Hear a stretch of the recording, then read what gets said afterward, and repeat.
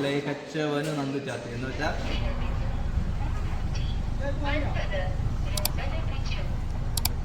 Anniversary പ്രമാണിച്ച് ചെറിയൊരു celebration ഒക്കെ ആവാലോ. സോ നമ്മൾ നേരെ വയനാട്ടിലേക്ക് വിടുകയാണ് കേട്ടോ. മോർണിംഗ് കാര്യമായിട്ടൊന്നും കഴിക്കാണ്ട് ഇറങ്ങിയോണ്ട് തന്നെ അഗസ്റ്റ് മൊഴി എത്തിയപ്പോത്തിനും ഉള്ളുന്നൊരു വിശപ്പിന്റെ വിളി. അവിടെ ഉള്ളൊരു കടയിൽ നിന്ന് തന്നെ 2 പൊറോട്ടയും ചിക്കൻ കടായും വാങ്ങിട്ടോ. ഹോട്ടലിൽ ഇരുന്ന് കഴിക്കാൻ താല്പര്യമില്ലാത്തതുകൊണ്ട് തന്നെ നമ്മൾ പാർസൽ വാങ്ങിയാണ്ട് സൈഡിലോടെങ്കിലും വണ്ടി നിർത്തിയാണ്ട് കഴിക്കാന്നുള്ള പ്ലാനില് വണ്ടി എടുത്തിട്ടോ. എനിക്ക് തോന്നുമ്പോ എടുക്കോ. ചിക്കൻ കടായി കുഴപ്പമില്ലാണ്ട് സ്പൈസി ആയതുകൊണ്ട് തന്നെ ഫുഡ് കഴിച്ചപ്പോത്തും കടന്നു മുക്കുന്നൊക്കെ വെള്ളം വരാൻ തുടങ്ങി. ഫുഡ് കഴിച്ചാണ്ട് നമ്മൾ നേരെ വയനാട്ടിലേക്ക് തിരിച്ചിട്ടോ.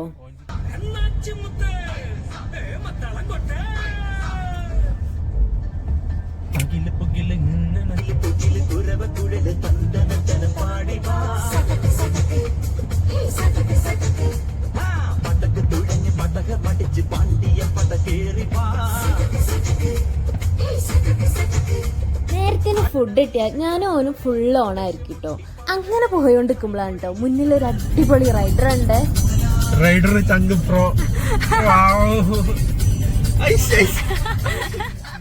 മൂപ്പരായി ഇരുത്തും പോക്കും കണ്ടോ നിങ്ങള്.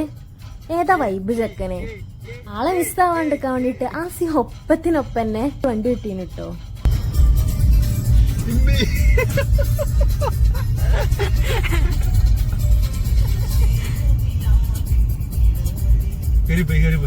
ഇല്ല അതിന്റെ ബൈക്കുണ്ട് അത് മൂക്കുത്തി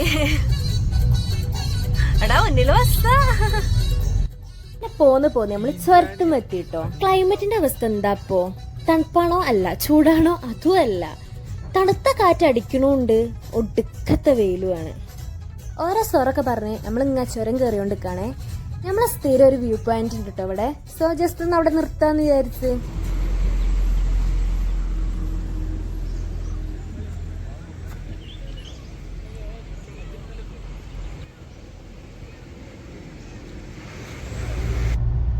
വെൽക്കം ടു വയനാട്.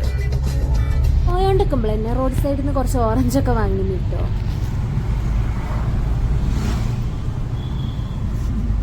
വയനാട് വരുമ്പോഴൊക്കെ വിചാരിക്കും എടക്കൽ ഗുഹയിലൊന്ന് കയറണം എന്നുള്ളത്.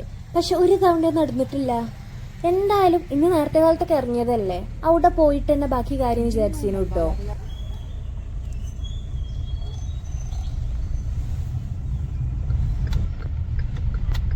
In 200 meters, continue straight.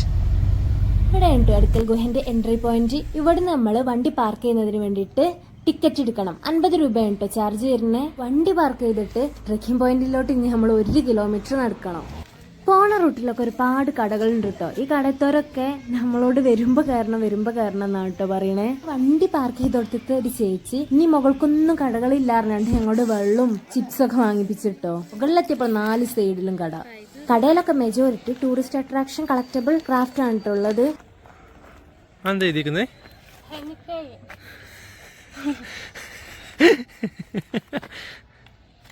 ഏതായാലും 1 കിലോമീറ്റർ ടാർഗറ്റ് കുഴപ്പമില്ലാണ്ട് കേറിയോണ്ടിരിക്കണ കേട്ടോ ഇപ്പൊ ഈ കാണുന്നത്. കേറുമ്പോ കഴിക്കാൻ വേണ്ടിട്ട് വാങ്ങിനെ ലേസ് ആണെങ്കിലൊക്കെ ഒരുങ്ങനും കൊണ്ടുപോയി. അപ്പോഴാണ് കേട്ടോ അവിടെ മുളയേരി പായസം കണ്ടത്. എന്നാ പിന്നെ ജസ്റ്റ് അതൊന്ന് ട്രൈ ചെയ്യാണ്ട് അതും വാങ്ങി.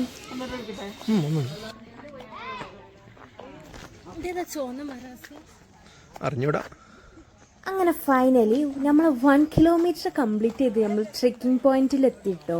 ഇവിടെ നമുക്ക് റെസ്റ്റിനും ബാത്റൂം ഫെസിലിറ്റീസും ഒക്കെ ഉണ്ട് കേട്ടോ. പിന്നെ ട്രെക്കിങ്ങിന് വേണ്ടിയിട്ട് നമ്മൾ ടിക്കറ്റ് എടുത്തിട്ടുണ്ടായിരുന്നേ. ഒരാൾക്ക് 50 രൂപയാണ് കേട്ടോ വന്നിട്ടുള്ളത്. ദെൻ നമ്മൾ ട്രെക്കിങ് ഇവിടുന്ന് സ്റ്റാർട്ട് ചെയ്യാം കേട്ടോ.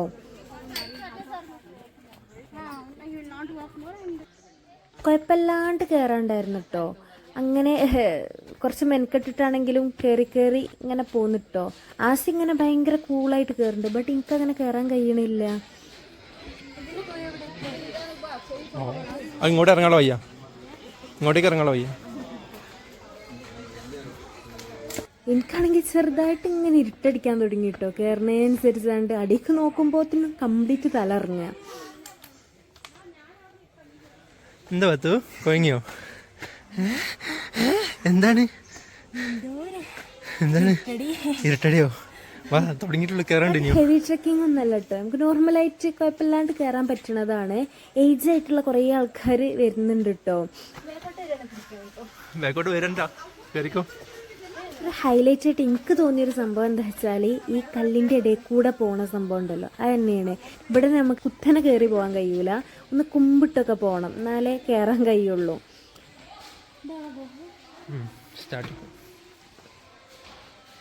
ഫോറിനേഴ്സും ഫാമിലീസും ഫ്രണ്ട്സും ഒക്കെ ആയിട്ട് കുറേ ആൾക്കാർ വന്നിട്ടുണ്ട് കേട്ടോ. അവിടെ ഏകദേശം 12-നോടടുത്ത ടൈം ആയതുകൊണ്ട് തന്നെ കുഴപ്പമില്ലാത്ത രീതിയിൽ തന്നെ വെയിലുണ്ടേനു കേട്ടോ.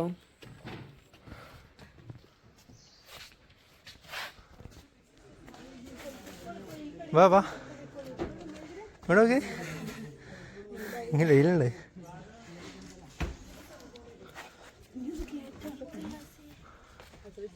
ഫൈനലി നമ്മൾ മുകളിലെത്തിട്ടോ. അവിടുന്ന് റൈറ്റൊക്കെ മാത്രം റൂട്ടുള്ളൂ. അവിടെയാണ് നമ്മൾ എടക്കൽ ഗുഹ ഉള്ളത്. ഈ എടക്കൽ ഗുഹ ട്രക്കിംഗ് പറയുന്നത് നല്ലൊരു എക്സ്പീരിയൻസ് ആണ് കേട്ടോ. അതേപോലെ തന്നെ അടിപൊളി സ്പോട്ടുമാണ്. ആൻഡ് ഓൾസോ ഇവിടെ ഒരുപാട് ഗൈഡ്സ് ഉണ്ട് കേട്ടോ. നമുക്ക് എടക്കൽ ഗുഹന്റെ ചരിത്രമൊക്കെ പറഞ്ഞുതരും. അതുപോലെ തന്നെ നമുക്ക് വേണ്ടിയിട്ടുള്ള ഹെൽപ്സ് ഒക്കെ ഒരു ഇവിടുന്ന് ചെയ്തു തരും കേട്ടോ.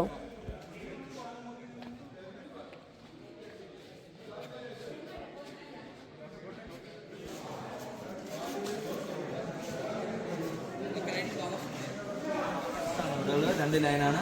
ഒന്ന് തമിഴ് ബ്രഹ്മിയും മറ്റു പ്രാകൃത സംസ്കാരം 2300 വർഷം പഴക്കമാണ്. അല്ല ആദ്യത്തെ തമിഴ് ബ്രഹ്മി ഇങ്ങനെയാണ് വായിക്കുന്നത്: പലപലി തത്തക്കാരി വേടുങ്കോ മലയെ കച്ചവന് നന്ദു ചാത്തി. എന്ന് വെച്ചാൽ അനേകം പുലികളെ കൊണ്ടൊരു രാജാവോട് ജീവിച്ചിരുന്നു. മറ്റേൻ്റെ അർത്ഥം കുടുംബീയ ഗോത്രത്തിൽപ്പെട്ട വിഷ്ണു വർമ്മനാൽ എഴുതിയിരിക്കുന്നു. അങ്ങനെ മനുഷ്യരുടെ വിവിധ ഗോത്രങ്ങളായിട്ട് താമസിച്ചിരുന്നത്. ഗുഹയ്ക്കല്ല, ഈ ചിത്രമുഖ എഴുത്തുകൾ BC 4000 തൊട്ട് AD ആദ്യ കാലഘട്ടം വരെ മനുഷ്യർ താമസിച്ച സ്ഥലമാണ് എടക്കൽ. ഇത് കണ്ടുപിടിക്കുന്ന ബ്രിട്ടീഷുകാരുടെ കാലത്താണ് 1894. നമ്മൾ നിൽക്കുന്ന സന്ദർഭത്തിൽ 4000. ഇതാണ് ഈ ഹിസ്റ്റോറിക്കൽ. ഓക്കെ, എല്ലാവരും ഞങ്ങൾ ട്രെക്കിംഗ് സ്റ്റാർട്ട് ചെയ്ത ടൈമിൽ വലിയ തിരക്കൊന്നുമില്ലായിരുന്നു. പക്ഷെ ഞങ്ങൾ ഇറങ്ങാൻ തുടങ്ങിയ ടൈമിൽ നല്ല ആൾക്കാർ കയറി വരുന്നുണ്ടായിരുന്നു കേട്ടോ. ഇറങ്ങുമ്പോൾ തന്നെ 1 മണി കഴിഞ്ഞിന്. ഉൾവിളി നന്നായിട്ടുണ്ട്, വിശപ്പേ. ഏതായാലും 1/4 മണിക്കൂർ വേണം അടിയിലെത്താൻ.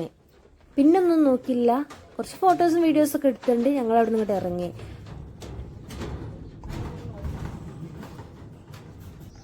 താഴെ എത്തിയപ്പോണ്ട് എൻ്റെ ഒരു ഫ്രണ്ട് ആള് തുടങ്ങിയിട്ടുള്ളൂ. അപ്പോഴത്തേക്ക് കിതക്കാൻ തുടങ്ങിയാണ്. അപ്പൊ ഞാൻ ബെറ്ററാണ്. ഓളാണെങ്കിലോ ഭയങ്കര എക്സൈറ്റഡും. പിന്നെ ഞാനായിട്ടുള്ള ആ കോൺഫിഡൻസ് അങ്ങോട്ട് തകർക്കണ്ടായിരുന്നു. ട്രെക്കിംഗ് എങ്ങനെയുണ്ട്? അയൊക്കെ ഇറങ്ങുമ്പോൾ അവിടെയുള്ള ഒരു കടയിൽ നിന്ന് ചിപ്സ് ഒക്കെ ലൈവായിട്ട് ഫ്രൈ ചെയ്യുന്നുണ്ടായിരുന്നു. നമുക്ക് പോകുമ്പോൾ തന്നെ ഒരു ടെസ്റ്ററായിട്ട് കുറച്ച് ചിപ്സ് തന്നിട്ടുണ്ടായിരുന്നു. അത് കുഴപ്പമില്ല, ടേസ്റ്റ് ഉണ്ടെന്ന് പറഞ്ഞിട്ട് ആശ അവിടുന്ന് കുറച്ച് ചിപ്സ് വാങ്ങി. നല്ല വിശപ്പുള്ളതുകൊണ്ട് അവിടെയുള്ള തന്നെ ഒരു കഞ്ഞി കഫേയിലാണ് കേട്ടോ കയറിയത്. കഞ്ഞി കഫേന്റെ ഒരു ഷോർട്സിന് അപ്ലോഡ് ചെയ്തിട്ടുണ്ട്. സോ അവിടെ നമ്മൾ നല്ലൊരു കുത്തേരി കഞ്ഞിയും കപ്പയും ബീഫും ഫിഷും കഴിച്ചിട്ടോ. ഒരു ആവറേജ് ടേസ്റ്റും ആയിരുന്നു, ആവറേജ് റേറ്റും ആയിരുന്നു.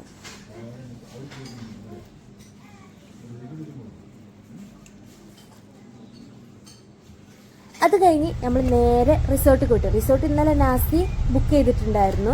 അപ്പോൾ റിസോർട്ടിന്റെ വിശേഷം, ഇന്നത്തെ ബാക്കി വിശേഷം അടുത്ത പാട്ടിലാണ് വരുന്നത്. So stay tune.